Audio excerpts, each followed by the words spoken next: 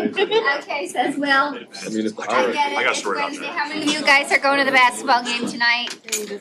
You are. Anyone else going to the basketball game tonight besides Will? Okay, is there a baseball game too or no? Softball. Softball? Okay. Oh, wait, okay. So anyhow, it's Wednesday, it's Isn't that further spring, than UAB ever made it while you were and there? it looks lovely outside. I wouldn't know because I haven't been outside, but you gotta love spring and especially this pollen. So I am flipping some things that are in your chapter 7 because I felt like what came at the end of chapter 7 was best to talk about now, because it relates to what we talked about in chapter 6. So I'm gonna first start out with this and then I'll switch gears and talk a little bit about branding. One thing I did wanna let you all know, if you haven't been warned about this already, is that I was told that on Monday, we're gonna have some prospective students on campus. Have you all heard about this? There's like okay, yes, some of you are saying yes, that there's an open house for prospective MBA students. And I believe a handful of them might join us for Monday's class. So be prepared. We're going to have some new faces in here on Monday, or I envision that's what's going to happen. I don't think it's a whole lot. 15. I'm sorry? It's 15. 15? Okay, so I thought it was going to be more like 6, but okay. And anyhow, but there should be plenty of seats. So just know that the new faces you see, or unfamiliar faces you may see on Monday, that's why they're here. So any questions before we get started? I've got the I'm Choosing Texas song stuck in my head. You guys know that song? I don't know why. Someone was talking about her the other day or yesterday, and then now this morning I can't get it out of my head. But anyhow, okay, so if I start talking about Texas, you know why. Hopefully that's not gonna happen. So let's talk a little bit about products and life cycles. Again, some of this should look familiar because we did talk about this when we were talking about balanced versus unbalanced portfolios. And so at the end of chapter 7, it begins to talk about how, products are assumed to have a life cycle. And it talks about these different stages. So you have the development stage where products are being developed. They're then getting introduced to the market. Then hopefully they grow in popularity as consumers adopt them. And then ultimately they reach a maturity phase where sales and profits are declining. So the blue line here represents sales. The purple line here represents industry profits. And so you'll see like in the maturity phase, sales are leveling out. And then ultimately in the decline stage, you're seeing both items decline. Now, many products never even make it past the development stage. In fact, some scholars say that about 80% of new products fail. Some even say up to 94% of new products fail. And ultimately, it's actually more costly for firms to have new products fail during the introduction stage than in the development stage. Because in the introduction stage, not only have you invested in R&D to develop this, you've also invested significant funds and resources to commercialize the product. You've also likely set up distribution contracts and other contracts that it can be incredibly costly and in fact more costly to have new products fail at this stage in the product's life cycle. So when we talk about these different stages, there tends to be different marketing strategies and your marketing program changes a little bit. And so I'm going to jump to this on this next slide. So some marketing strategies are more or less appropriate in each of these phases. And so you have the introduction phase. And so ultimately the goal here is to gain product awareness. So again, assuming you're having this new product being launched and it's going throughout this life cycle. And so the marketing objective is to gain awareness. There's generally few competitors. Your product line is very slim. You have probably one product. You take a penetration or skimming approach to pricing. Do you guys remember the difference between those two? Potential question, test question here. Who can tell me what penetration pricing is? Kevin. The goal of penetration pricing is for us to gain market share, and so usually that means the price is lower. Yes, love it. Okay, so penetration pricing is when you price that product relatively low for quick market adoption. You're making your money based on volumes of sales, and so you're recovering your costs that way. Skimming is what? Richard, can I call on you? Do you remember? It's the opposite. You're not pricing your products low, you are It's sorry to put you on the spot. It's pricing them high, right? And so you're making your money off your margin, right? Your gross margin. And so you're going to be not selling as many, but your margin's high. Your margin's good, and that helps you recover your costs that way. So usually you see one of those two pricing approaches utilized. Your promotion is about informing, educating, and again, this is promotion both at the end user and through your intermediaries. Okay, getting them aware, telling them it exists, telling them why it's great. And so informing and educating is oftentimes the goal on the promotion side, and distribution is limited. Okay. On the growth stage, here we're stressing differentiation because you're going to have more competitors in the market. And so this is where you might see comparison advertising take place. So if you think about brand X explaining why it's better than brand Y. Okay. You'll stress differentiation, its product features. You'll have a little, a little greater line. Your goal is oftentimes to gain market share. And again, you're stressing your points of difference, a little bit more expanded distribution. Then in the maturity phase, ultimately now we're trying to maintain brand loyalty. Getting people, and I will say this, in the growth phase, we're getting people not to just try it, we're getting people to rebuy it. We're starting to build that relationship and getting those repurchases. In the maturity phase, here we're focusing on maintaining that customer loyalty. And so getting back to our discussion on customer lifetime value, and I've got a story for you on that. That probably won't be today. And so you're expanding your product line. You have expanded competitors, and so oftentimes you're taking more of a defense position, and you're trying to get more money out of each customer. We sometimes call that the share of customer. So if you think about, for example, life insurance. If you're selling life insurance, you might want that person to buy what from you? If you're an insurance company, and let's say you don't just sell life insurance, you sell a bunch of other things. The bundle. Yeah, you want them to bundle, right? Like you want them to buy your life insurance, your auto insurance, your home or renter's insurance, all the different things, right? So that's what I refer to as share of customer. So getting more out of one particular customer. And your advertising becomes more reminder oriented. So think about Coca-Cola or other companies that have been around for a very long time. They still do advertising to show that their product is still fun and enjoyable, or that it still exists. And so just to kind of keep your brand out there. And you're maximizing your distribution. Now, ultimately, I will say this. Some products, like I said, never make it past these initial phases. Some products might stay in the maturity phase for life, essentially, or for a very long time. At some point, though, it is possible that you'll see your sales and your profit decline. And so in that case, there's a couple of options a company might do. One, you might delete the item, right? You don't sell it anymore. Two, you might divest, sell it off to a different company. Or you might take a harvesting approach where you reduce your marketing costs. And so you're not advertising it. You're not putting a lot of cost or money into marketing the product. And so you might keep your best sellers.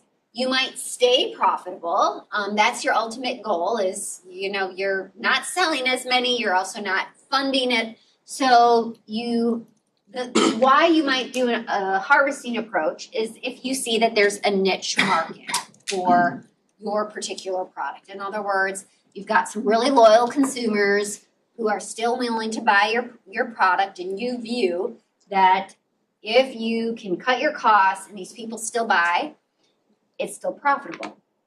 And so that's what Coke did for the longest time with Tab, right? So Tab Soda stayed on the market because they had a loyal group of customers. They reduced their marketing costs. They did not advertise it. They did not push it. They did nothing virtually on the marketing side. And they only sold it at very limited stores. So don't think widespread distribution here. You're thinking limited grocery stores or places where you could buy it. And so ultimately they were able to still satisfy that niche market, and they were able to keep it alive for a while until ultimately that customer segment was no longer profitable and they ended up deleting it. And so you have minimal promotion, much fewer distribution channels or outlets, and so you're ultimately trimming or keeping your best sellers, or keeping those that's in which your company can still remain profitable.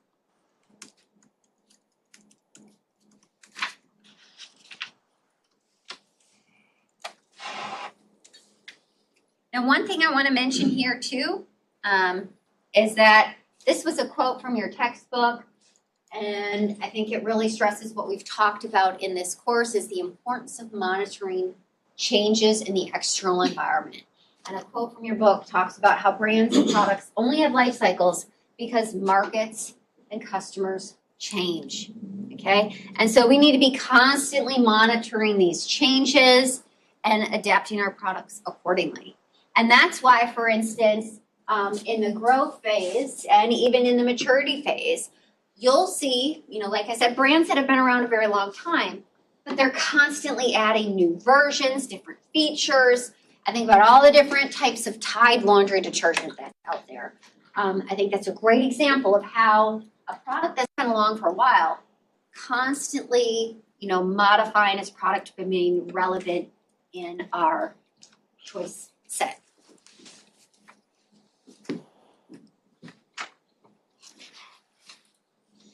I don't know that your book talks about this, but I do think it's important to mention, is that there are certainly factors that affect the rate of product acceptance and growth.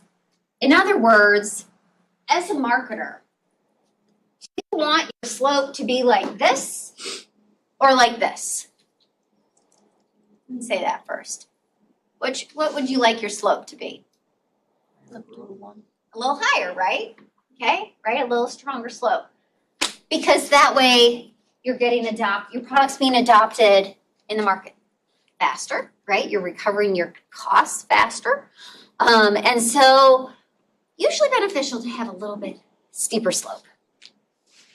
So if we want that steeper slope, as a marketer, we need to understand, well, what are some mechanisms that drive that steeper slope, that get people to accept our product a little bit quicker than others. And ultimately, at the end of the day, there's a lot of things I can talk about, but one of the biggest things I think when it comes to acceptance is making, if you're talking about behavior change on behalf of the customer, you want to make it easy for them.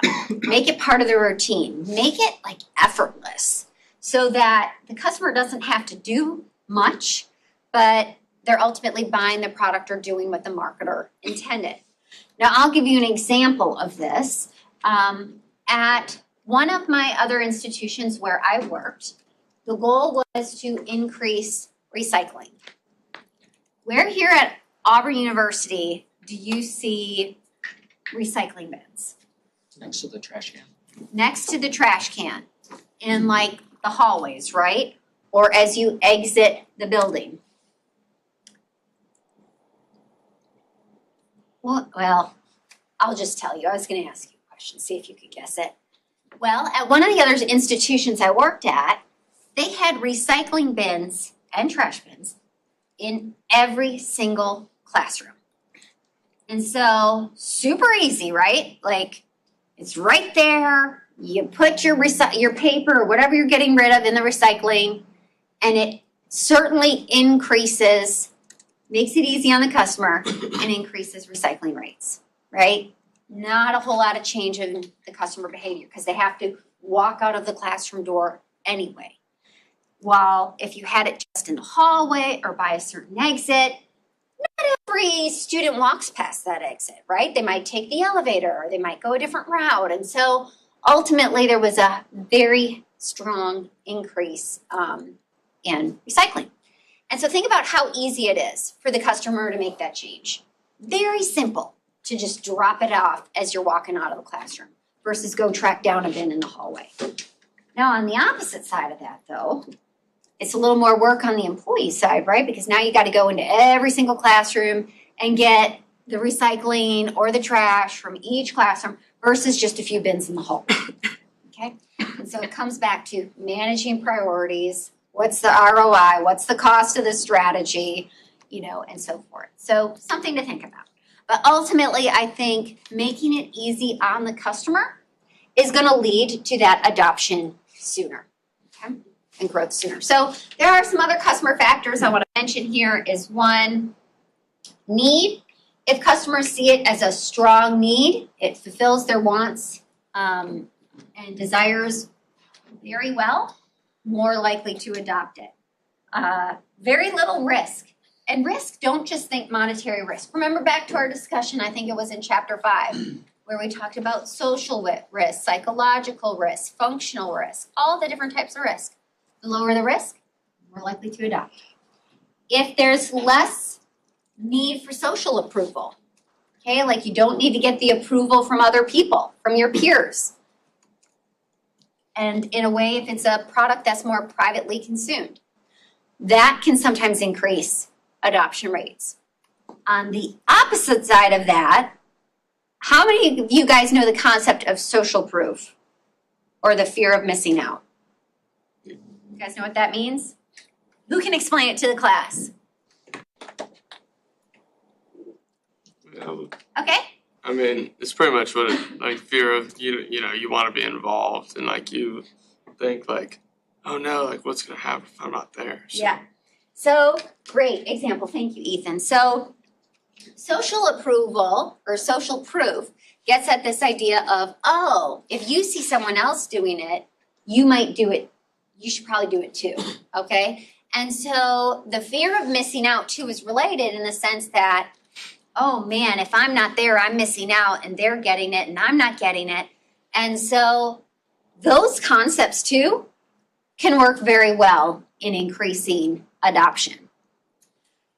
Observation, seeing the product in use, seeing other people use it, again, kind of gets at that concept of social proof I just talked about. So seeing it in use can speed up adoption rates and ultimately trying it, like a risk-free trial. Okay, again, going back to risk too. Being able to try it before you buy it ultimately can increase adoption on the customer's behalf as well. Now, on the product side, if it's truly an advantage, I guess this also relates to the need side on the customer side, is if the product truly has better features, that's something that can increase adoption. If it's affordable, okay, oftentimes like we talked about with penetration pricing, the lower the price, oftentimes, we talk about supply and demand here, right? Like the more quickly it's going to be adopted if it's a lower price item. Ease of use, easy to install, easy to service, all of those things can increase acceptance rates. Its performance, again, if it truly exceeds customers' expectations, more likely to be accepted faster. And ultimately availability, easy access, kind of like what I talked about with the ease of just recycling something. If it's available, where customers want it, it's in stock, easy to buy, there's no supply chain issues, you can buy it where you want to buy it. Getting back to that concept of utility we talked about earlier in this class, that can speed up adoption as well. So ultimately, marketers need to understand, again, that when you're introducing something new, there generally are different approaches you want to take across these stages, and also they're often mindful of understanding customer adoption and what influences adoption rates. And so using your knowledge in this regard is very helpful in speeding up adoption and acceptance of your product. So now I want to talk a little bit about branding and positioning, what is in chapter 7. And you'll see I add, to the chapter content as well. And so this chapter is all about branding and positioning. And marketers should be considering both the branding objectives as they go about developing their marketing program. So like I said, getting back to, it should all be related.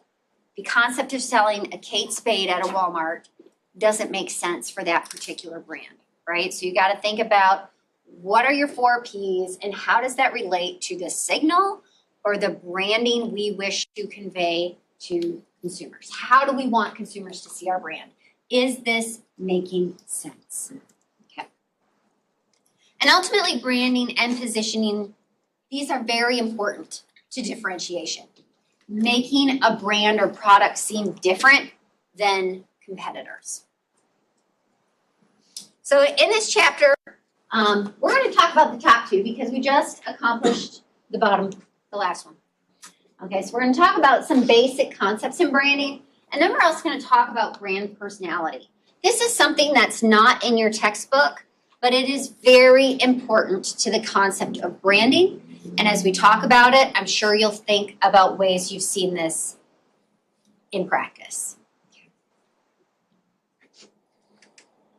So when we talk about branding, ultimately, a brand is a combination of a name, a symbol, or a mark, or a design that identifies a given product or service. Brands actually have 2 parts. They have the name part, which can be spoken, and then they have the brand mark, which is ultimately a symbol or a design or a figure that cannot be spoken. And let's talk for a minute about what defines a good brand. In your opinion, what is a good brand? How would you characterize a good brand? How do you know a brand is a good brand? Yeah, Jamie. It's social proof, so when other people vouch for it. Okay, so when you see a lot of people adopt it or vouch for it. Yeah. Memorable. You see something, you go, oh, that's. Yeah, memorable. Reliability. It's reliable. Yep, you have that trust. Okay, trust is a huge component. And so all of what they said is correct, right? And so usually when we think of good brands, we think of brands that come to mind when a given need occurs. So for example, if you're right now, it's 12:23, it's approaching the lunch hour. I hate to talk about food, but we're gonna do it anyway. So let's say you're sitting here and you're like, oh, I'm getting hungry, right? That need has arose and you're thinking, oh, where am I gonna go? And maybe Chick-fil-A comes to mind right away, right? That is essentially, right, the first brand you might have thought of to address your need of being hungry. And so usually we think about brands who, are top of mind when that given need occurs. And brands, again, can be thought of as, when you think of a given brand, what comes to your mind? What are those associations you have in your mind that inform your view of that particular brand? Understanding customers' brand associations are very impactful because of simply how our memory works. Individuals are thought to have what is referred to as an associative network of memory, in which you think of all these different concepts, or some scholars or psychologists might refer to them as nodes. You have all of these different concepts connected in your mind, okay? And so when a given concept gets activated, through the concept of spreading activation, a variety of different concepts might come to mind. Okay, so let's take, for example, if I am talking about Chick-fil-A here, I know this may sound like a foreign language, but let's just pick on Chick-fil-A. Okay, when I say Chick-fil-A, what comes to mind for you guys? I'm gonna just start drawing. I think nuggets. I think yummy. Forgive my writing. What else comes to mind? The South. The South. Okay, what else? That cow that says eat more chicken. Okay, Oh yeah, I love that thing. what else? Convenience.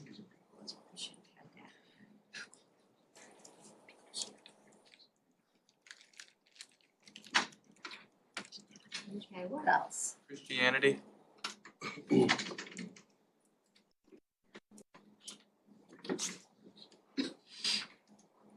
anything else? Customer service. No, don't do that.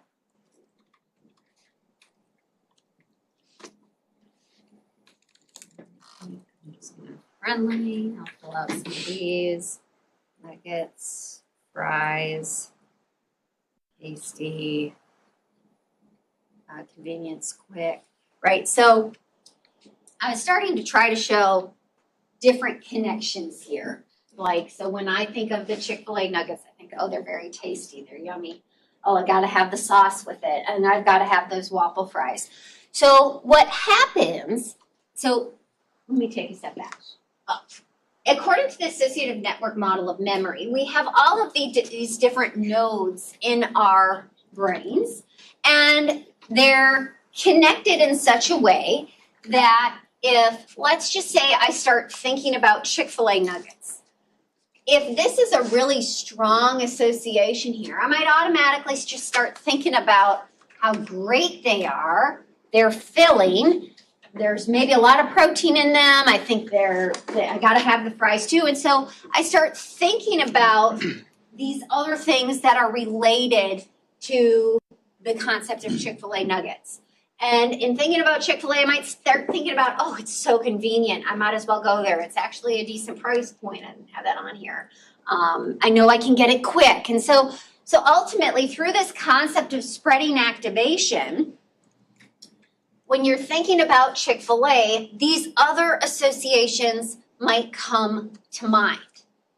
And when we put this in a branding perspective, again, a lot of marketing draws from psychology. And so your book talks about and provides this example here. And what it's meant to show is that when you think about a brand, you've got all of these different brand associations, what it resembles here, that might come to mind. And so your book talks about, other brands or the people, and it doesn't even have on here other customers. Because, I think I gave the example in talking about Julia Roberts and Pretty Women. Do you guys remember that? It was in one of those lectures where, Julia Roberts didn't get service because they were afraid of her impact on other customers. And like how country clubs and other different, even probably in fraternities and sororities, I never was in one, but I envision there are dress codes for certain events, right?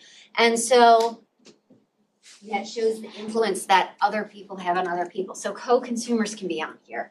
The things, the channels, the actual features of the product, right? So all of these associations are shaping what consumers think of a given brand. And as a marketer, your job is oftentimes to make sure that these associations are strong, favorable, and unique. Because these associations are key to building brand equity, or the value your brand has in the minds of consumers. And so by strong, meaning think about top of mind. When you think of the brand, you're thinking of these things.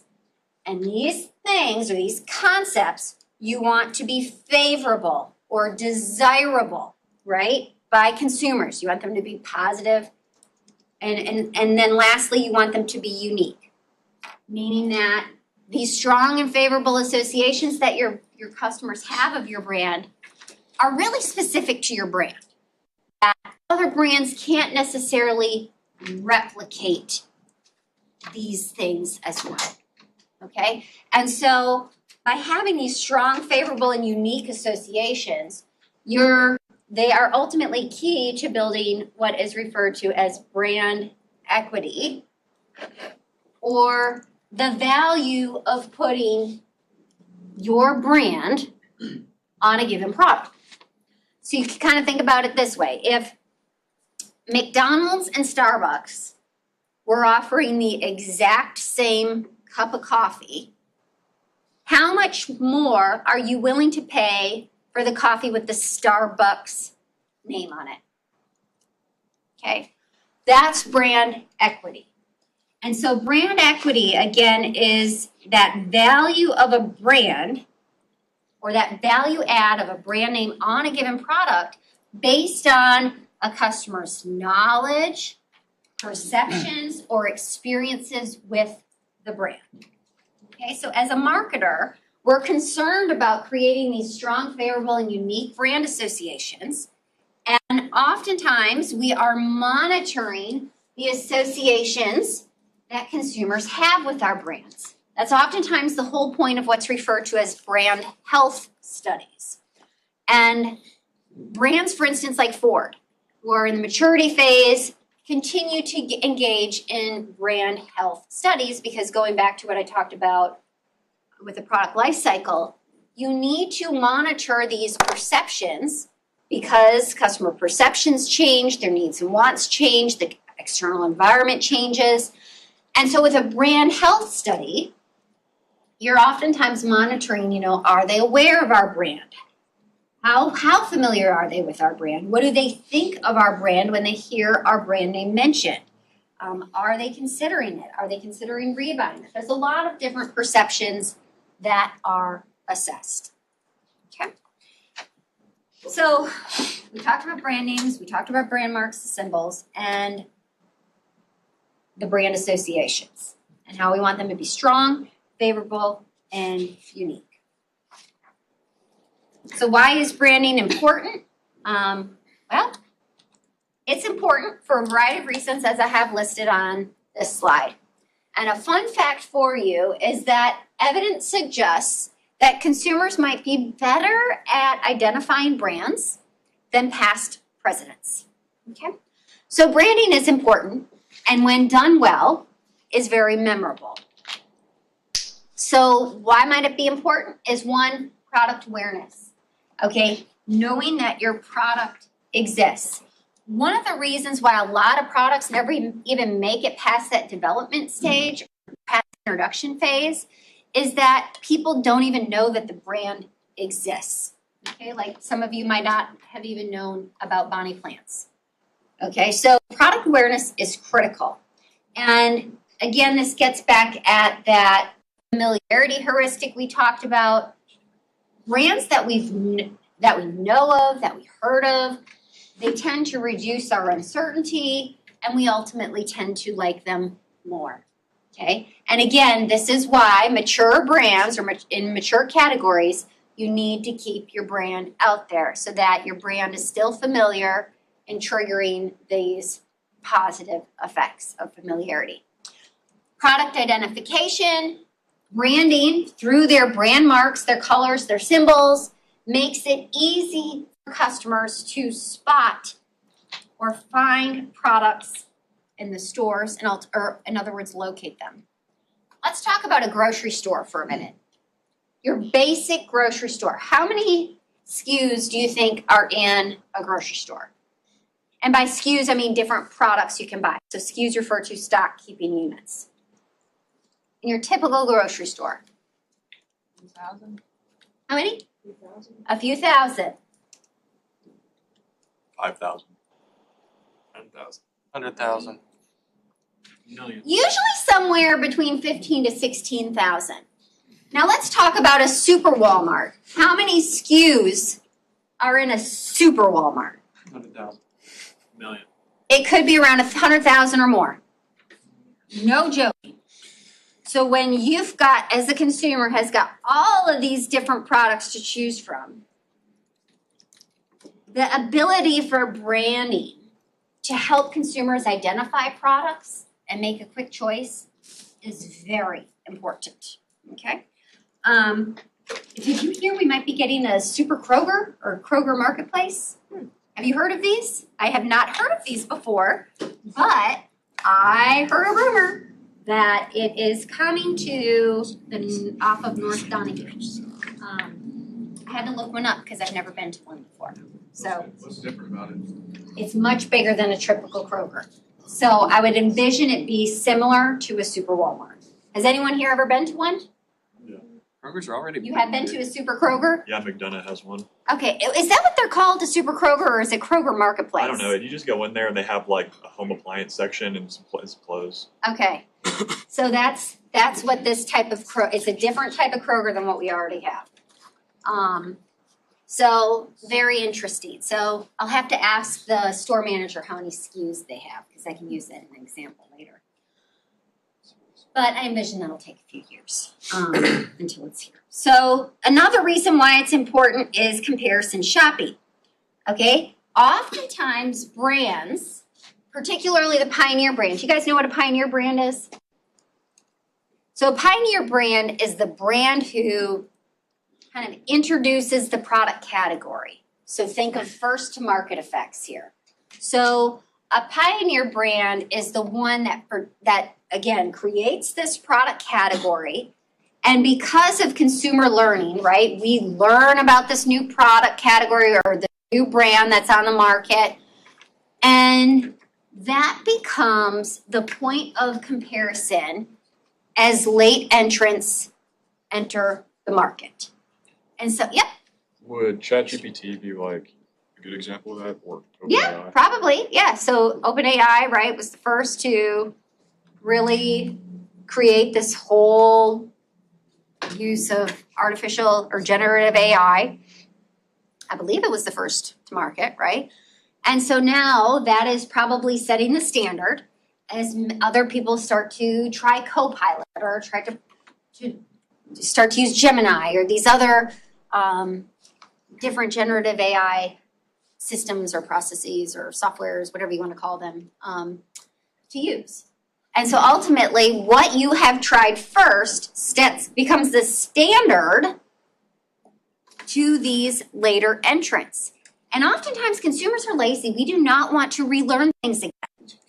And so that's why oftentimes we stick to those Pioneer brands, because we know them, we know how to use them, we've developed that sense of familiarity, and we simply just don't want to learn something else, okay? That brands can really facilitate comparison shopping, and I think that's part of the way, as I start to think about, get a new vehicle in the next year, Toyota's been around a lot longer than some other brands. And so it's really the point of comparison for me is that I am anchoring on that and using it as a comparison to others. Okay, shopping efficiency. Again, getting back to the product identification, very related here. Certainly, it can speed up the buying process, reducing the time and effort put forth in shopping, especially when you know what you're looking for in terms of product packaging. Risk reduction, again, we tend to like familiar things. They ease our uncertainty, and so buying known products tends to make us feel better. So it can be a form of risk reduction, and at the same time, it can accelerate product acceptance. Because as a brand expands into other categories or adds items to its product line, those brand associations we talked about, like that we have here or here, if we have these positive and unique associations, or strong, favorable, and unique brand associations with Chick-fil-A, as Chick-fil-A adds new product items or maybe expands into other categories, it's very likely that we would take these existing associations and transfer them to that brand extension or product line extension. And so, that can really speed up that product acceptance of new products. Brands can also enhance our self-image. People often consume brands that align with their ideal selves or who they want to be. And so some people buy brands to say, oh, look, I'm driving a Mercedes, or Rolls Royce. Never in my future, unless I win the lottery. But anyhow, we might choose certain brands because they make us feel good about ourselves. And also, branding is important because it can develop product loyalty. Oftentimes, we anthropomorphize brands. What that means is essentially we treat brands as having human traits, like as if the brand is a person. It's kind of like how you say to your computer, oh, my computer's acting crazy today, right? That's anthropomorphism. You are giving an inanimate object a trait that's human-like, right? Or, oh, my phone doesn't like me today. Or, oh, so we make comments like that. We treat objects as if they're human. And oftentimes we do that with brands. And, we tend to develop, just like how we develop relationships with people, we also can develop relationships with products. And so, again, getting back to that psychological aspect of self-image congruence, we oftentimes see these like psychosocial identification processes occurring with products and brands that lead to ultimate loyalty or ultimate brand loyalty.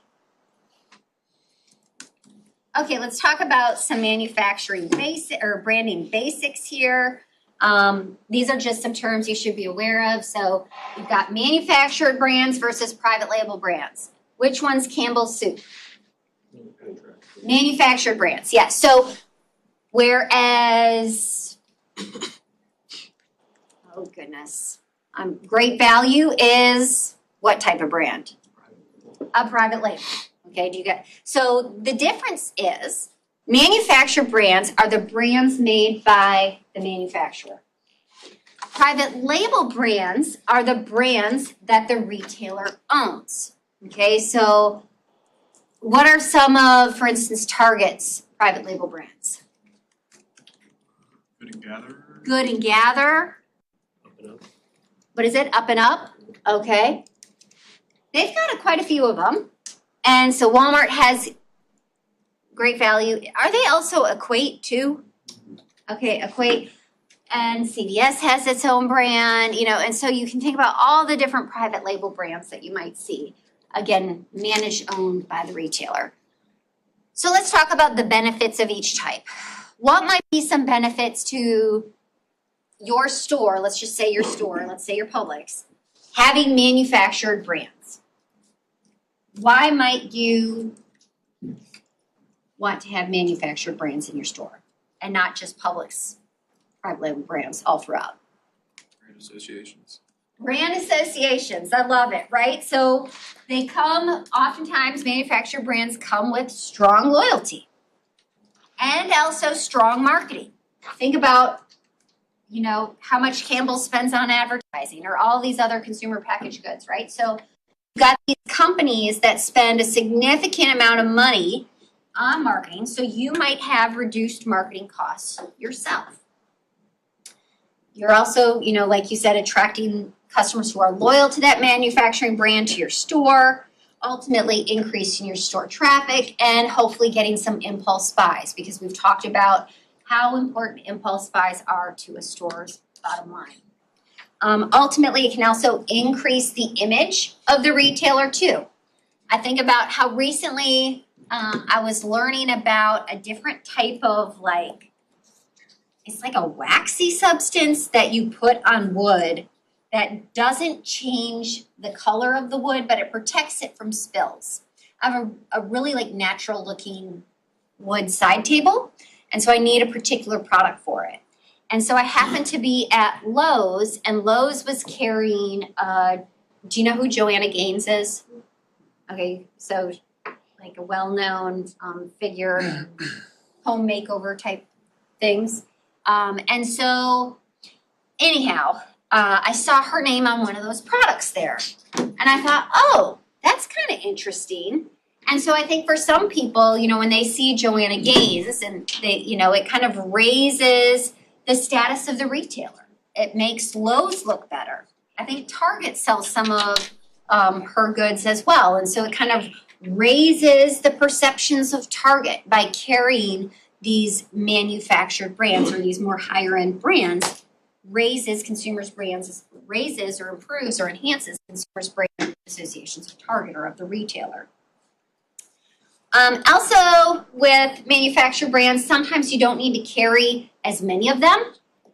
So you don't need to keep a whole lot in stock or in inventory because they oftentimes have very strong distribution systems. And if you think about just-in-time ordering, things of that nature, they usually have a very strong supply chain. Private label brands. What do you think is one of the benefits or well, there's a couple of strong benefits of having a private label brand, but what might be some key benefits here? Price, how so? They're usually lower than manufacturer brands. They don't have the marketing cost to them. Yeah, so they don't have the cost associated with manufacturer brands. So you can sell them at a reduced price, which is oftentimes the case.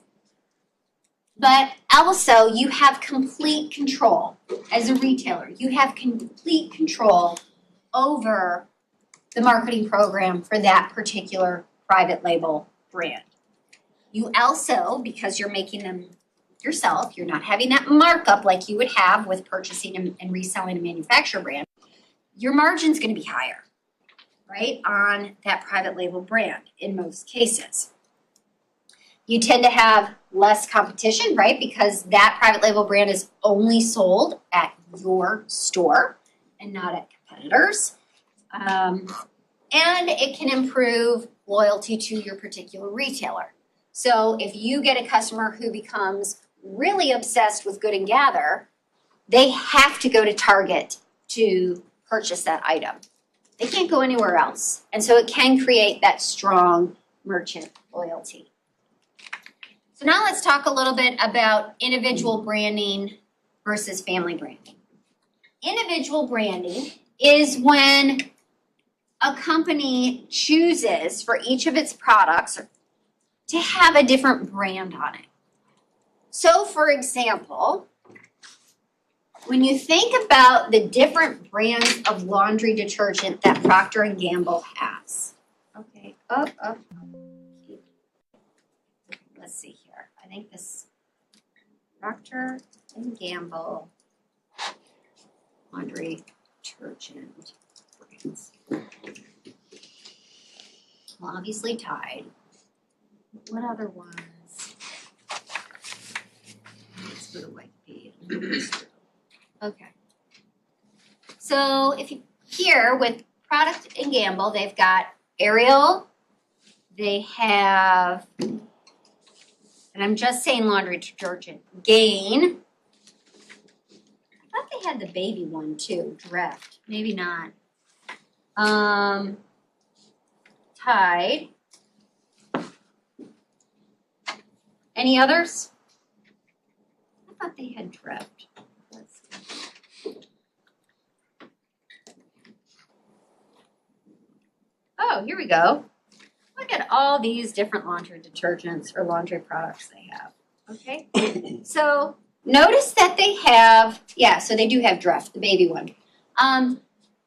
They have a different brand for each of their unique types of laundry detergent, so like a different formula.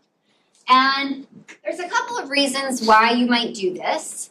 Oftentimes because the products are different and targeted at a different segment. So for instance, Dreft is targeted for like babies and newborn type clothes. Like, okay, kids go through a lot of clothes, folks. Like you've got spit up, you might have some blowouts. If you don't know what a blowout is, you'll find out. Do you guys know what a blowout is? Okay, some are saying yes. It's when things go outside of the diaper. Okay, so you're doing all sorts of laundry oftentimes, because also to say newborns can go to the bathroom like 6 to 12 times a day, if not more than that. Okay, so you're anyhow constantly changing diapers and oftentimes doing a lot of laundry. So Dreft is targeted for that segment. I personally could not use it because it's a very strong scent. Okay, but you've got these different brands where Tide is known for what? Stains, right? Your long, trusted brand that's going to accomplish the task of having clean clothes. But ultimately, they have all of these different brands. But the idea is that you're using a different brand because you're ultimately, the goal is you're trying to be tapping a different market segment. And one other major benefit of this is that if one brand, let's just say, tanks, or there's an issue that gets associated with one of these brands, again, getting back to that idea of what we talked about with a balanced portfolio, the idea is that if something bad happens to one, hopefully these other brands, they're not associated with that, and they can still, keep your company afloat and be viewed favorably. So in other words, poor performance in one brand can't tarnish the overall company's product portfolio or product performance. Now, on the other hand, you can have family branding, which is when you have a brand name used on multiple different products. So I like to think of Heinz ketchup. It's about to be grilling season here. And so what else does Heinz have their name on? Relish, mustard. Baked beans. What did you say? We have Heinz baked beans. Baked beans. I did not know that. It's a big thing for England. Oh, in England. So ultimately, if you think of that case, so you're seeing the name span all of these different products. Well, again, it gets at the idea of, well, if you think Heinz ketchup is good, if you're in the market for mustard, you're going to think, oh, well, the mustard must be good too. And so one of the benefits of having family branding is that those hopefully positive brand associations are transferring to the different products that you offer. You also get economies of scale in advertising in your marketing communications. Because if you're, having your name in favorable light, it now is transferring to all of the different products that you offer. Now, sometimes you'll see, with that said, I should say that you also therefore can have lower advertising and promotion costs because of that sense of sharing of the brand. So some brands will do sub-branding. I don't believe it's talked about in your book, but I should mention this. So sometimes you engage in sub-branding because you want the benefits of family branding, but you also want your brand to be perceived as being a little different than the overarching brand. So an example of this would be like Gatorade's G2. Okay, so the brand is a little different, and I think G2, is that lower sugar? It's half sugar. Half sugar, okay? So you want the brand familiarity of Gatorade, but you also want the product to be viewed as a little bit different. And so you can, potentially tap a customer segment with that product, but still have those positive brand associations that occur for Gatorade. Another branding concept you should know about too is co-branding. That's when two brands are on, or two brands essentially come together to offer a product. And so, like this time of year, we just had like Girl Scout cookie sales. I think of how Dairy Queen might have a Blizzard with Thin Mint cookies. Do you guys go to Dairy Queen ever? No? Okay. Well, that's a co-branded example for you. Other brands of co-branding could be like tied with Ocean Spray Cranberry or tied with Febreze, right? You get the idea of, oh, I've got this very durable, reliable cleaning product, but now I've got the Febreze scent in there, and so I know it's gonna smell good. Okay. So you can see co-branding used, I mean, it's even in your computers, you know, how it says, you know, made with a certain processor on it, right? Like, so co-branding occurs in a variety of different categories, and again, it can be useful to expand your market presence in markets where you're trying to grow your market presence. And so you're able to, for instance, if a customer is a Febreze customer and not a Tide customer, and suddenly they're shopping for laundry detergent and they see, ooh, now Tide has Febreze, they're likely going to be more prone to purchasing that particular laundry detergent because they're attracted to it given their positive association with Febreze. Okay? Another example of this too could be like the Disney princess candles that have currently launched at Bath and Body Works, if you're familiar with that. So now let's talk a little bit about packaging and branding. Packaging is so related to branding because packaging can really influence what consumers think of your brand. Packaging is very critical to creating customer value. Okay, and I'll talk about that from either a functional or perceptual perspective as well. And packaging really can influence consumers' consumption decisions. And marketers often spend a lot of time thinking about what a product's package might look like. And I'm going to sound a little stereotypical here, but if we're talking about products that are geared for men, there might be a lot of focus on trying to make a product look tough or manly or powerful. While at the same time, if we talk about some products that are stereotypically more targeted towards women, like I think about kitchen appliances, marketers might try to make them look cute. So then when a person's shopping, they think, oh, that looks so cute, I need to have it, you know, like, and so a lot of it, I mean, you can see it with the pastels, with the colors, with the curves of these different, you know, items. And so a lot of thought is ultimately given to packaging and branding decisions. And consumers infer and make a lot of assumptions based on packaging.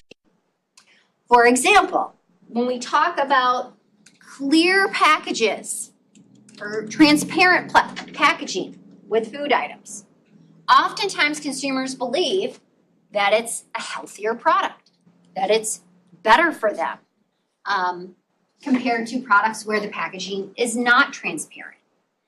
Also, another example I can give you is of those skinny cans. Okay. Can you show the class your Fresca that you have? Okay. So that's a standard can, right?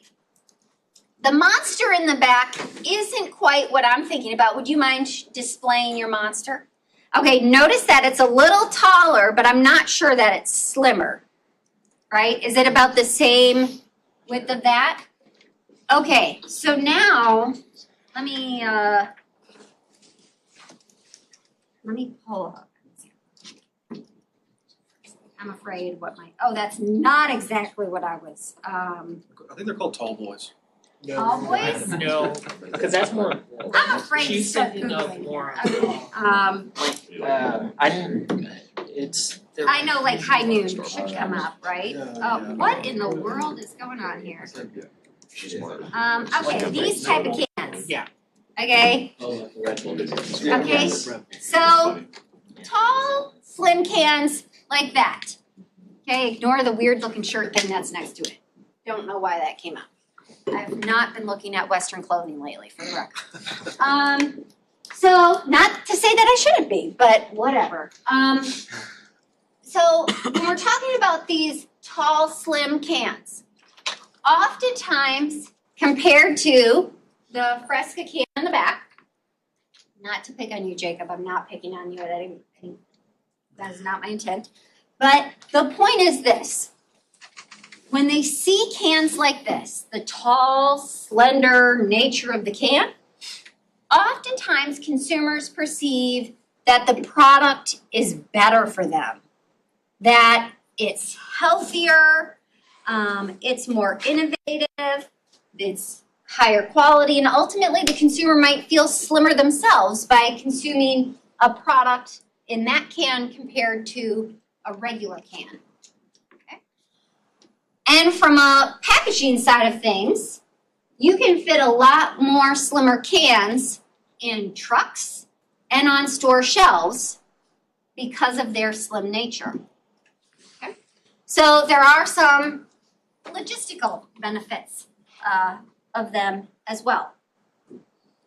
So packaging can say a lot because we as consumers are making inferences from the design, the colors, the fonts, all of the things that we're seeing on the packaging. So packaging comes with a lot of different benefits. One is that they have communication benefits. So they can communicate directions on how to use the product.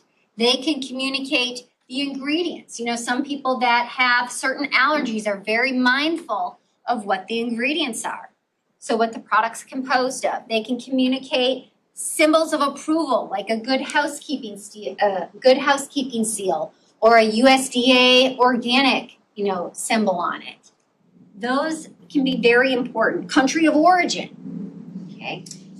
Knowing that the product was made in a certain country or certain state can be influential. And so communication benefits can be impactful in driving consumers' decisions. Functional benefits can also be impactful. When Oscar Mayer developed resealable bacon containers, their products went up, or their product sales went up because people were oftentimes not using the whole package of bacon and they liked the ability to reseal it. Pringles, their cans, it can protect the chips because of the functionality of the more durableness of the can. And so functional benefits, such as, the storage, convenience, like we talked about with Tide Pods is convenient too because you don't need to pour the laundry detergent, you just throw a pod in there. But the Keurig pods, same way, right? It's the convenience of using the Keurig pod versus brewing a whole cup of coffee or a whole pot of coffee. So storage benefits, convenience benefits fall under this category. I also think about how, like today when I was making my son's grape jelly, or he has peanut butter and jelly, and I was squeezing the grape jelly and it comes out the bottom versus the traditional jar where you screw the top off and then you have to lump it in there.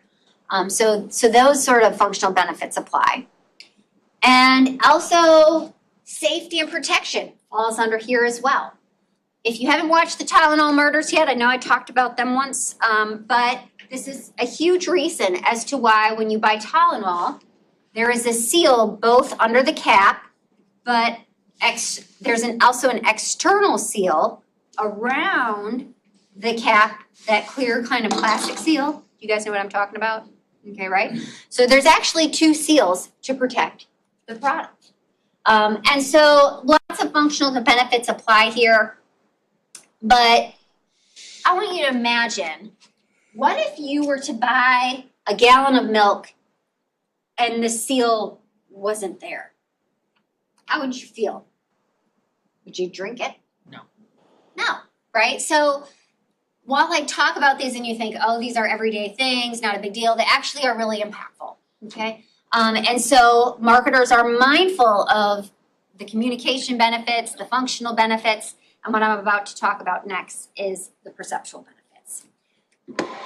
So perceptual benefits deal with how consumers interpret or perceive the brand. Okay. So the shape, the color, the fonts, the imagery, all of this should reflect the positioning, or in other words, should lead customers to perceive the brand in the way the marketer intended. Okay? So if you're talking about those tall, skinny cans, if you want your customers to perceive your brand as innovative and healthy, then perhaps going that route is important, okay? That the shape of the can needs to be in such a way. And there's a lot of research. I mean, we could probably have a whole class on font and design.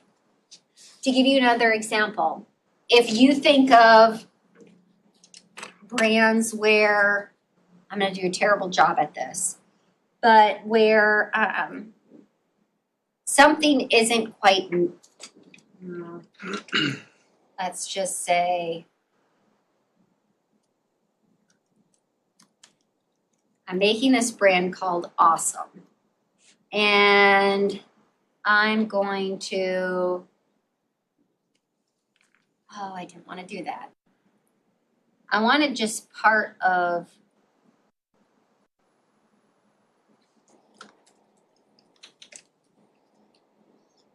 that's kind of the example I'm getting at. Where you have a brand name, but the letters aren't fully spelled out. Like you might be missing part of the M, or you might be missing part of the E, or in this case, it was missing whole letters. Oftentimes when there's those sort of gaps and consumers need to complete it on their own, consumers view the brand as more innovative, more high tech, okay? And so these perceptual benefits are very important in influencing how consumers view the brand. It should, again, these perceptual benefits should align with those brand associations that you want your consumers to have. So I even have another slide here too. I know this isn't in your textbook, but I do think it's really important. Because angles, curves, fonts, all of these things should align with your marketing program and align with your branding intentions or what you want consumers to see.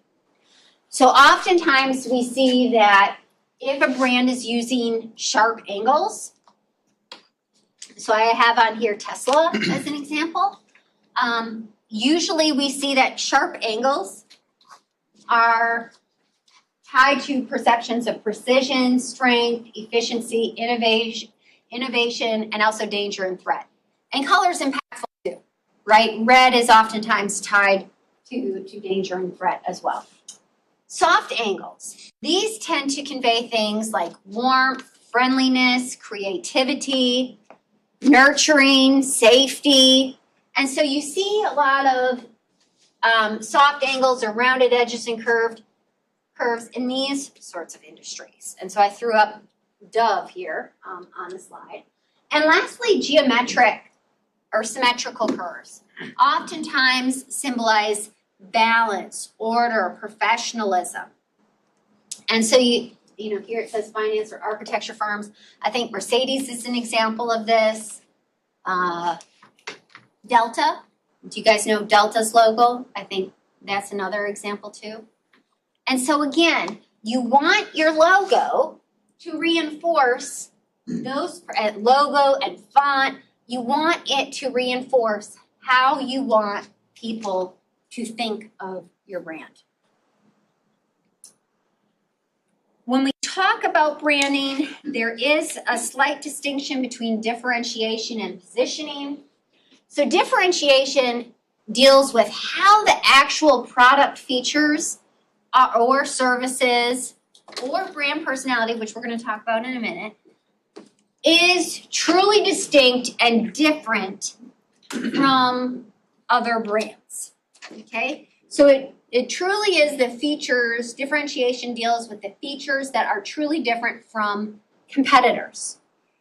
Positioning relates to how you want consumers to perceive the brand, okay? Which can be either real or perceived benefits. This was something that Target really struggled with when I worked there, is that there were many products in Target that were cheaper at Target than at Walmart. But yet consumers generally perceive Target to be more expensive. Okay? That's a positioning problem because it's an inaccurate perception customers have. On the counter side to that, though, is oftentimes customers perceive that products that are at Target are of higher quality. Whether or not that's true, I can't tell you.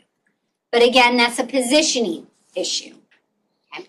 So when we talk about positioning, again, it's how we want consumers to see the brand. Okay, so in the mind of the consumer, where does the brand stand? And oftentimes it's comparative or it's a relative position. And I know we talked about perceptual maps. Was it with the Lululemon case or what case was it? It was earlier in the semester.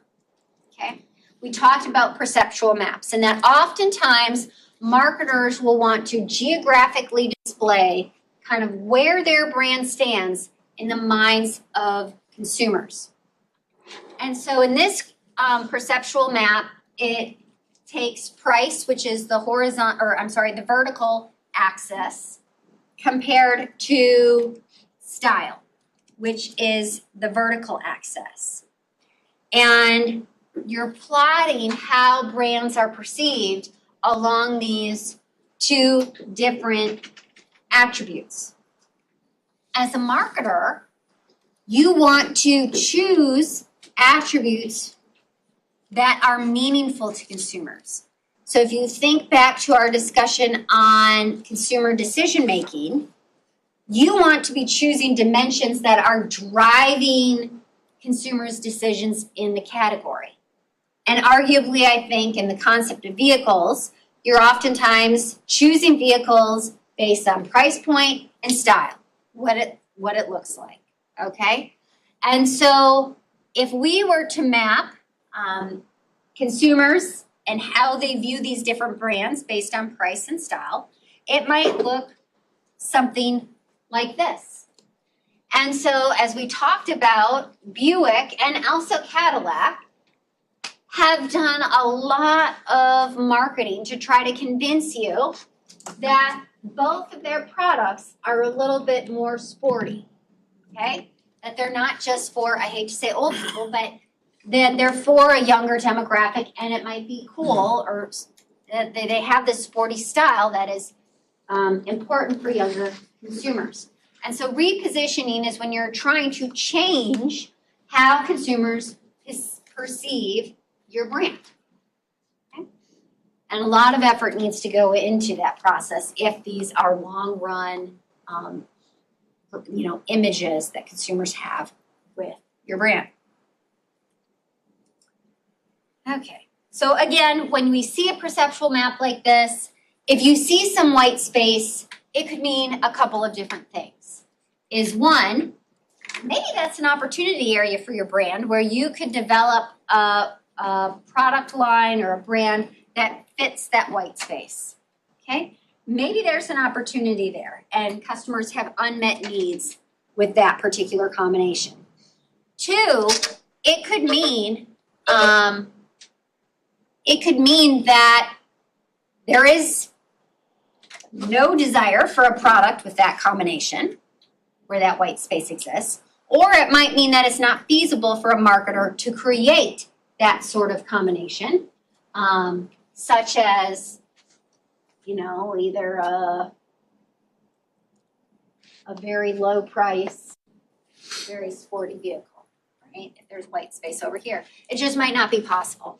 Okay, so the white space can highlight areas of opportunity, or it might highlight, something that's essentially not practical. So with that said, I am going to end here because it's 12:14, and so we'll pick up here next week, and we'll also get into customer relationships next week as well. So have a great rest of your week. Enjoy this beautiful day. Have fun if you're going to the game tonight, and I will see you next week. Multitasking.